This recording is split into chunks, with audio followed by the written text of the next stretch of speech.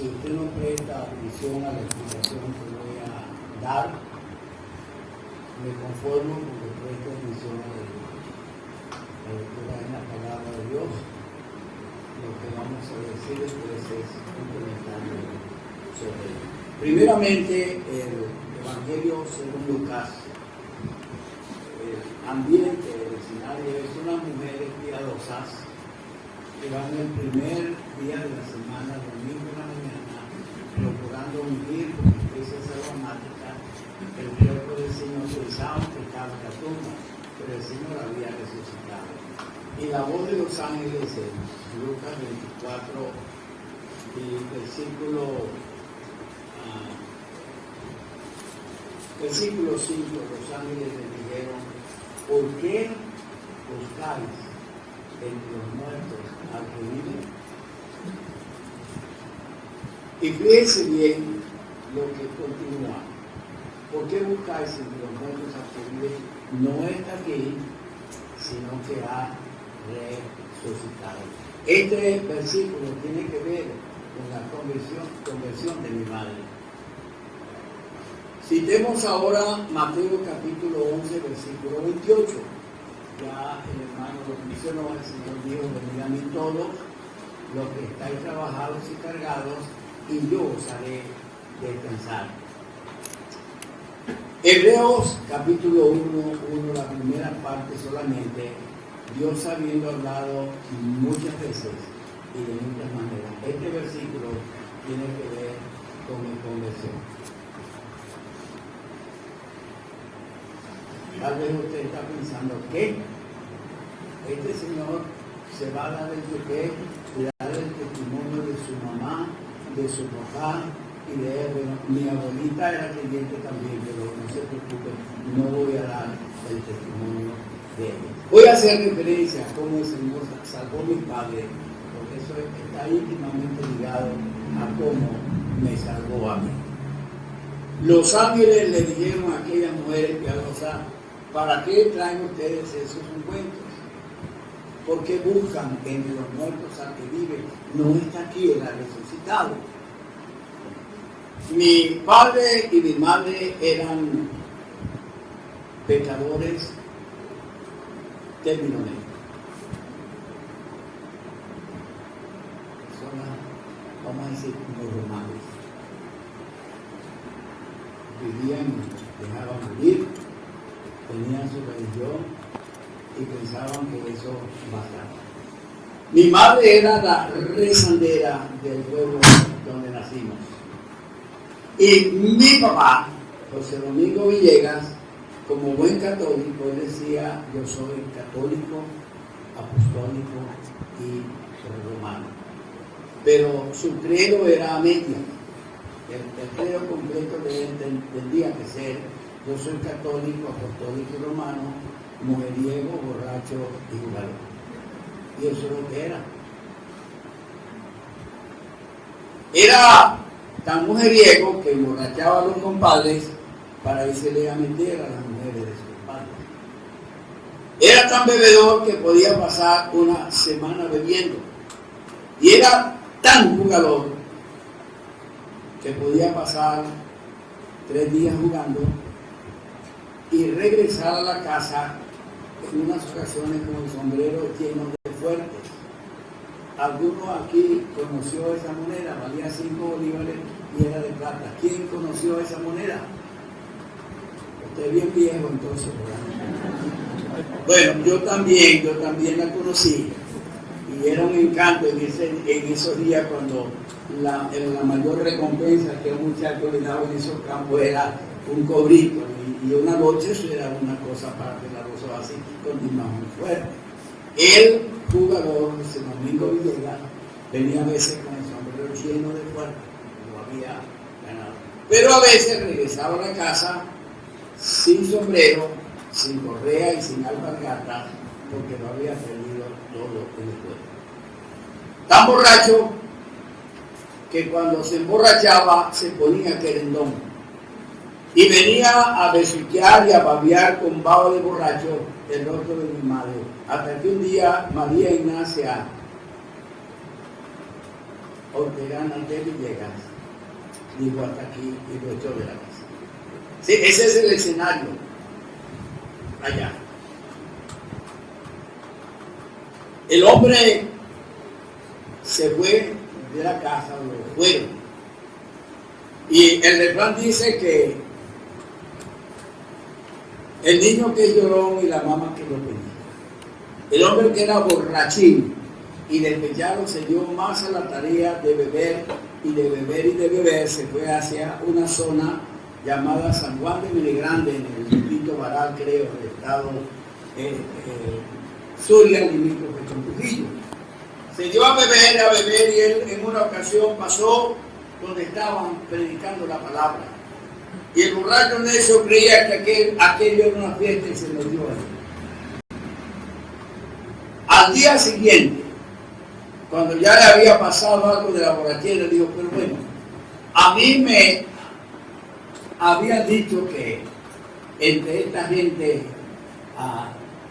salía Satanás meneando la cola, pero esto, vamos a hacer un corte allí porque vamos a la escena primera. La señora María Ignacia de Villegas, perdone, estaba ahí la mala cosa, quedó sola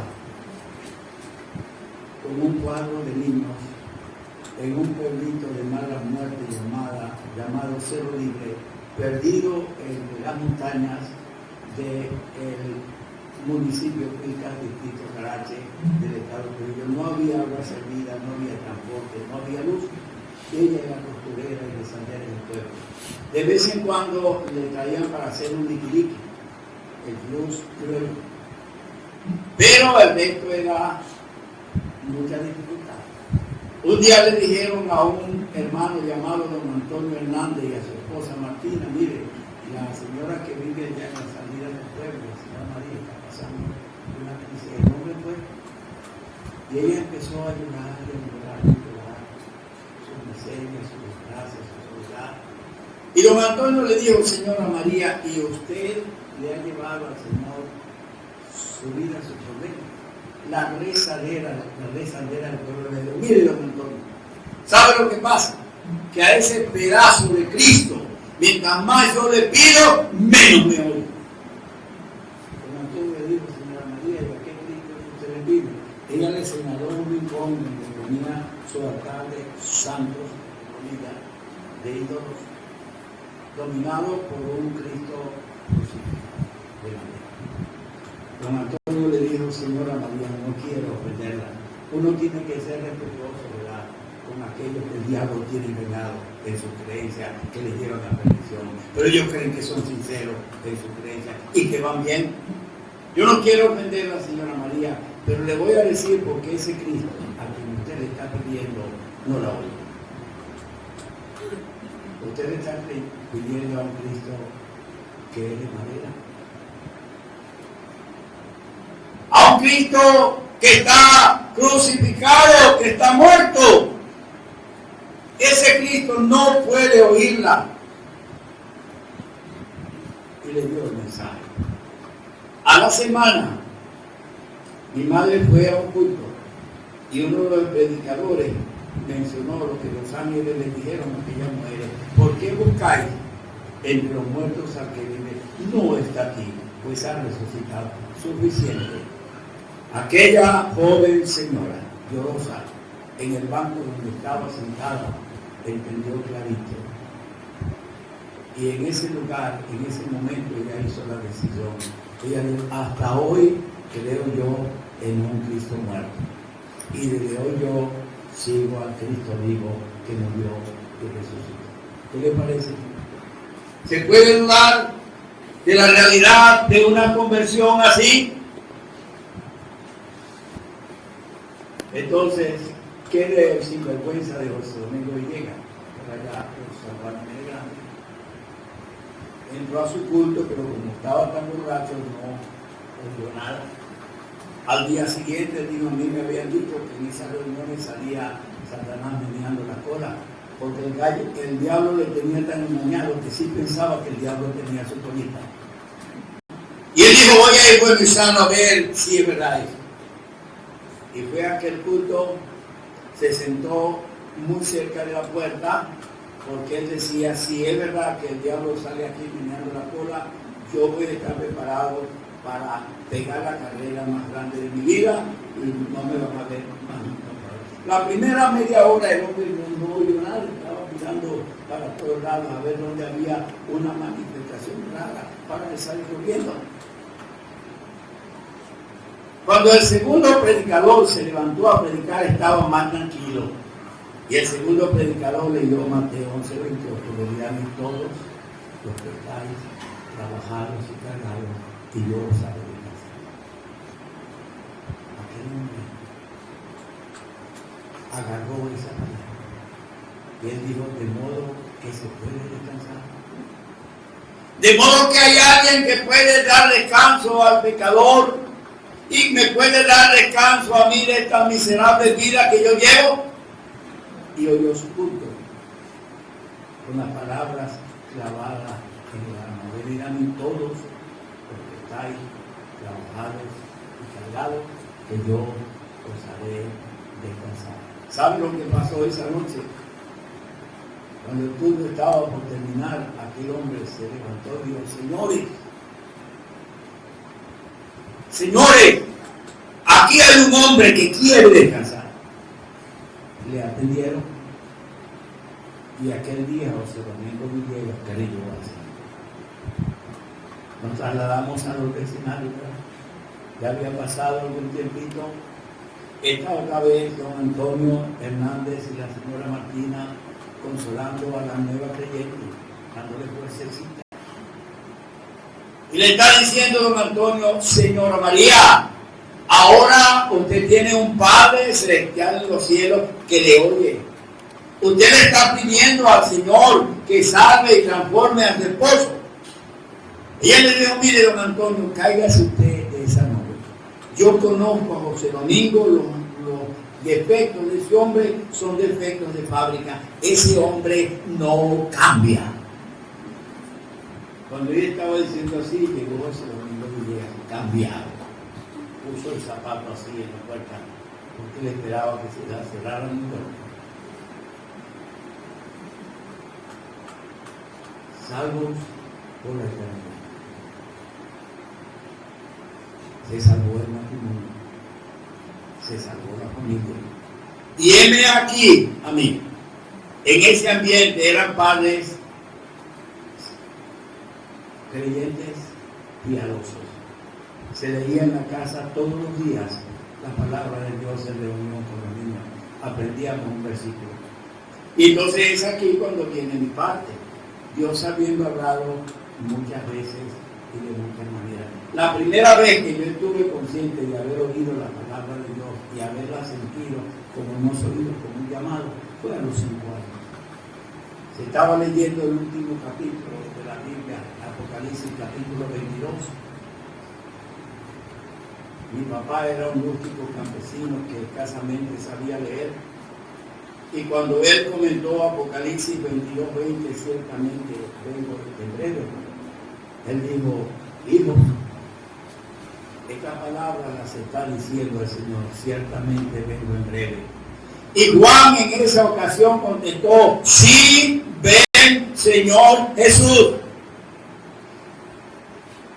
María Ignacia y yo somos salvos. Si el Señor viene a levantar su iglesia, María y yo nos vamos y podemos decir ante el anuncio, ciertamente vengo en breve, podemos decir, sí, ven, Señor Jesús. Yo tenía 5 años y me acuerdo muy bien cómo me cayó a mí de dura esta palabra. Yo era malo con M mayúscula a los 5 años.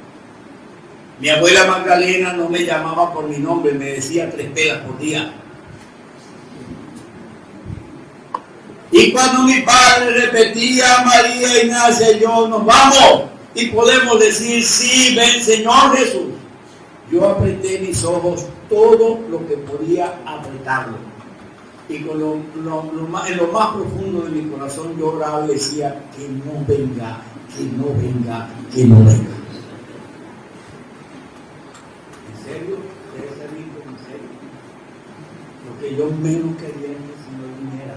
Fue un golpe en mi alma que me decía, no eres tu salvo. y vas caminando a perdición a tu corta edad de 5 años. Más adelante, ya mudado para Maracaibo y estudiando el primer año de bachillerato en un liceo en aquella ciudad, llegué un día y los alumnos tenían en la bolsillo de la camisa postera un botón negro. Yo no sé si eso se usa todavía, pero eso se usaba antes como señal de luto. Y el puesto que le tocaba a mi compañerito de la parte de atrás, que también tenía el apellido Cordero, el apellido Villegas, estaba vacío.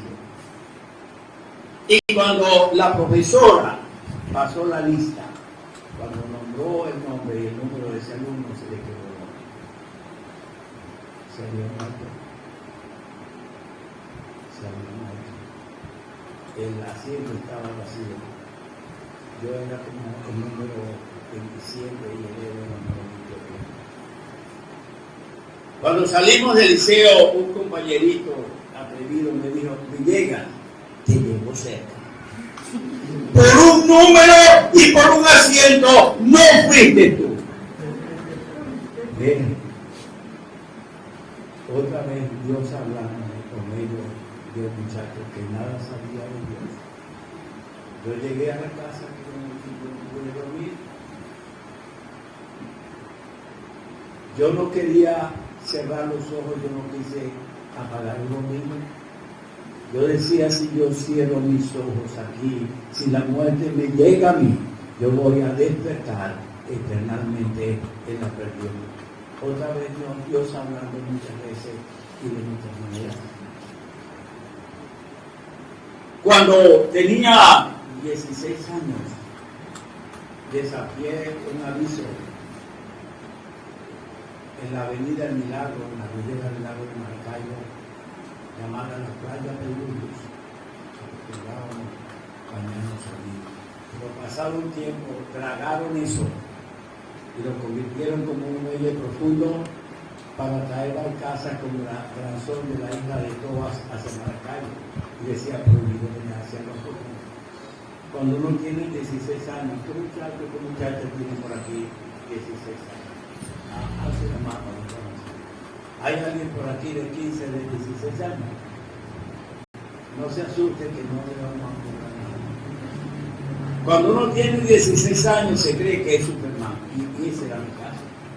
Yo dije que aquí no se puede bañar, aquí se puede bañar. Y estuve a punto de ahogar.